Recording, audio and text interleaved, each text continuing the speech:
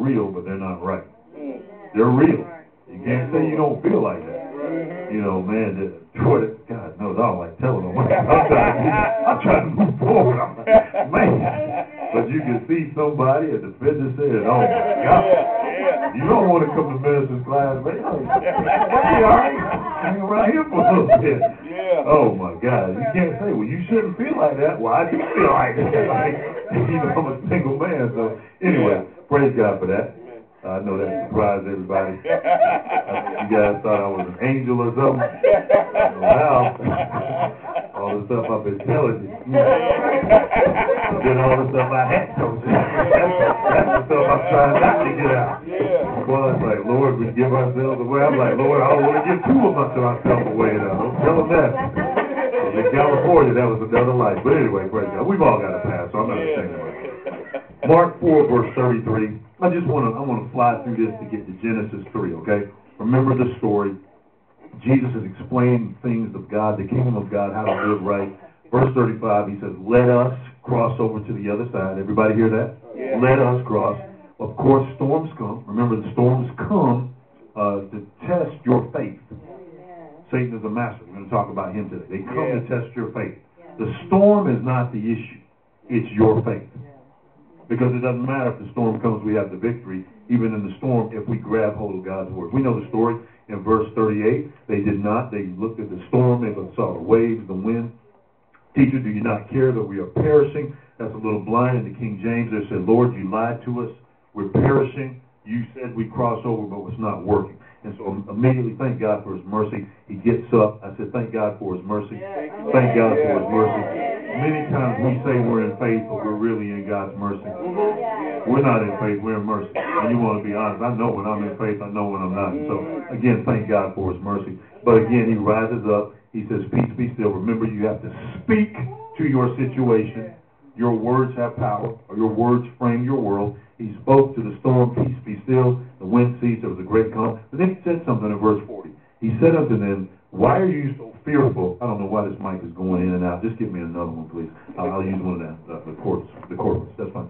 Why are you so fearful? How is it that you have no faith? Where's your faith? Why are you changing what you believe?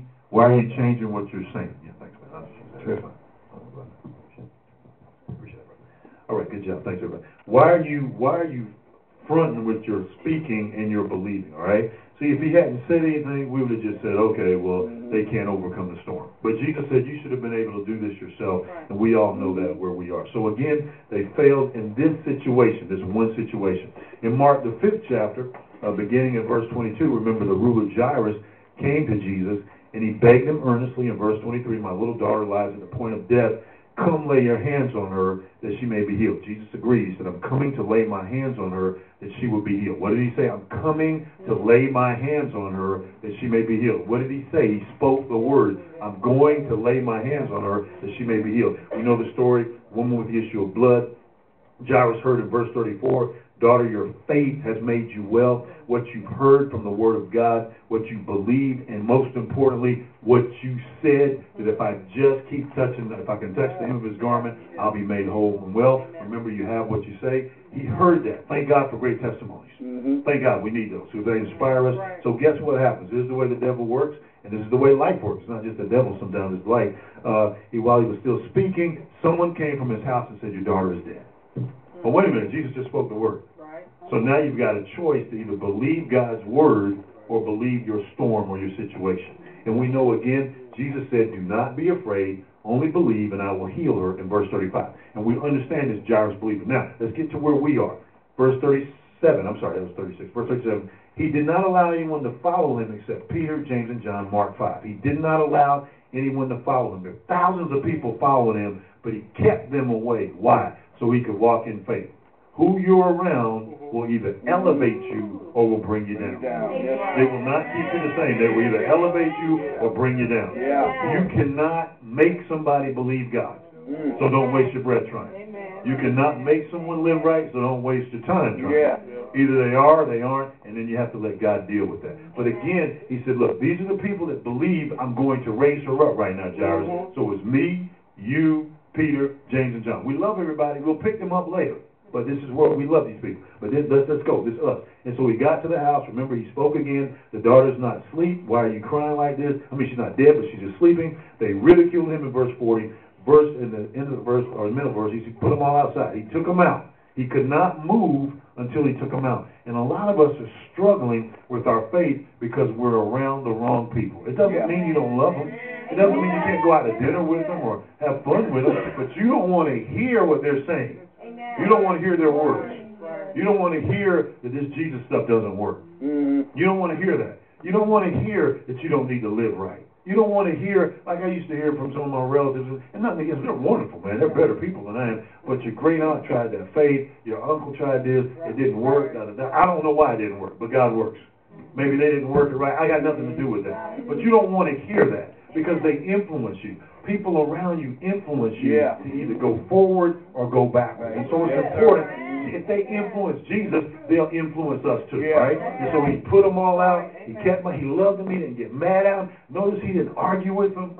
Notice he didn't argue with anybody. He said, okay, thanks, fine. You guys get out. Let me go ahead and raise the daughter. And remember the story. It doesn't mean anything if he didn't do it. He raised her from the dead. Matthew the 8th chapter. Matthew the 8th chapter. Remember the centurion, because this is important. How are we going to walk by faith? How are we going to get it? Verse 5, he went into Capernaum. Centurion came to him saying, Lord, my servant is lying at home paralyzed, dreadfully tormented. Jesus said, what? I will come and heal him. He spoke the word. I'll come and heal him. What else is he going to say? That's what he's going to say. The centurion answered, said, Lord, I'm not worthy. You just come under my roof, but speak the word only, and my servant will be healed. For I also am a man set under authority. Now again, we go to the key part of faith is being submitted. Being submitted. If you're going to walk in faith, you got to be submitted to God. God and His Word are one. So when you hear the Word, it's just like God standing right here speaking it to you. You have to submit to that. You have to believe that. Even if, man, lots of times life, circumstances, sight realm will tell you it's not true. Things will happen like with Jairus. Things will happen like with the disciples. Things will happen here with the centurion. But God's Word is true. So you got to be submitted to God. And then according to God. He is faithful in the little things, is faithful in much. You got to be submitted to man too. You can't submit to God whom you've not seen and not submit to man. That's not even intelligent. You see man. You got to submit to your parents first. Ephesians the 6th chapter, honor the submission to your father first, then your mother, so that it may be well with you. You got to submit to natural authority in school, on the job. That's a command from God in Romans the 13th chapter. 1 Peter the 2nd chapter, and I could give you more. That's a command from God. You got to be submitted to them. You're not going to like everything they say or do. Who cares? Just submit. Okay, my heart, whatever you do. And it's not always obedience, but it's just my heart is with you. I yield myself to your authority. I'm not going to do something illegal or do something wrong, but if you tell me, if I'm signed on to just work from 8 to 5 and I'm just supposed to sweep the floor, if you ask me to wash the dishes too, praise God, I'll wash them. Okay, that didn't go over too good. They can't get me to do that, but you got to. You signed the paper, man. Come on, just do the job, man. Submit. Submission is a heart attitude, all right? Again, so he says, I'm a man set under authority. This is how I learned to walk by faith. Now, Jesus goes on and he says in verse 10, this is the greatest faith I've seen in Israel, okay?